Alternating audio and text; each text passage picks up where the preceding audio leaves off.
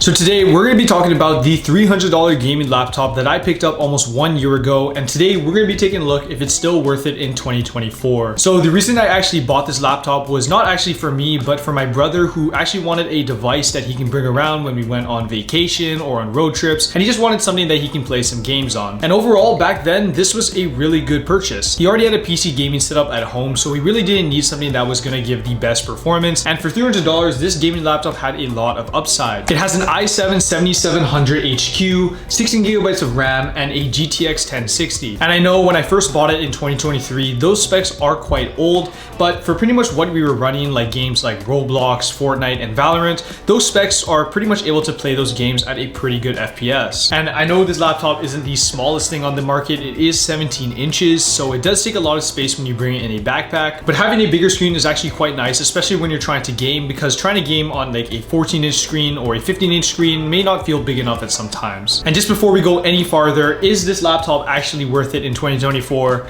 It really isn't. So basically how it performs today is that it is really slowed down a ton. So back when we got the laptop, when I was testing it, the hard drive actually worked really well. We were able to go through Windows really easily and load into games with a reasonable time. But nowadays the hard drive has significantly slowed down, and this has pretty much affected the entire computer's performance. Things from just opening tabs on like Chrome or just, browsing Windows or loading into games, it pretty much just takes forever, which is pretty annoying. And obviously it's a really simple upgrade to get this laptop to a much better speed. All you really have to do is replace it with an SSD, and this laptop should perform a lot better. But since no one really has been using the laptop for a while now, which is something I should have mentioned at the start of this video, pretty much we just haven't gone around to doing so. And I know it's a pretty inexpensive purchase, so if we do start using this laptop again, it's something that I would definitely do. But not having an SSD in the laptop really does affect the performance. Pretty much it takes almost like 4 minutes to turn on the laptop, which is pretty insane. And sometimes it would just randomly turn off, and I don't really know if that has something to do with the hard drive or the battery, but overall the performance is just a lot slower. And same can go with the gaming performance. Games just don't run too smooth, and especially with the long loading times, it's really just not a great experience. And I know a ton of these problems can easily be fixed with an SSD upgrade, but as of now in the computer's condition, that's just kind of what we're dealing with. And speaking of the battery, the laptop just does not hold a charge like it used to. I mean, when I first got it, it only really lasted about 30 minutes to an hour, but nowadays it can barely hit that 30-minute mark, which is quite annoying since you're not able to actually use the laptop when it's not plugged in. But that's pretty expected since we are still on the original battery, and I haven't got a battery replacement for this laptop, so obviously the battery will get worse over time. However, the laptop is still very usable, and with some proper upgrades you can easily get this laptop back up to shape. But if I were to recommend this laptop in 2024, I definitely would not recommend it. There are much better options that you can find on Facebook Marketplace or Craigslist or just used sites like that, where you should be able to get a pretty good deal for a laptop that may perform a little bit better or at least similar. I believe if you're looking for a much thinner laptop, or if you're looking for a more portable laptop, there are definitely better options that you can find. But overall though, even though this laptop is almost 7 to 8 years old, the design has pretty much stayed pretty modern. I mean, when you look at this laptop, it is a little bit thick, but it doesn't really have a really old design compared to like some of those like Alienware laptops that just look straight out of like 2010s, 2000s. But this laptop still has a pretty modern design, which is actually quite nice. As said earlier, the 17-inch screen is quite big, so when you try to fit it into like a backpack, it does take a lot of space. But 17-inch screen is actually really nice because you do get a pretty big monitor for a laptop. But as I said earlier, it is quite thick to today's standards, so